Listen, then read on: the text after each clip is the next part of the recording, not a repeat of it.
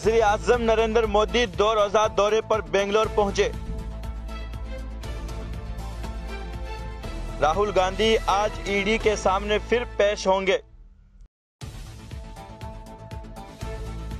वज़ारत दाखिला के ज़ेरे एहतिमाम साइबर कॉन्फ्रेंस का इनेकाद। अग्निपथ स्कीम की मुखालिफत में आज भारत बंद का ऐलान। बिहार में आज स्कूल बंद और इंटरनेट सर्विस मुअत्तल रहेगी।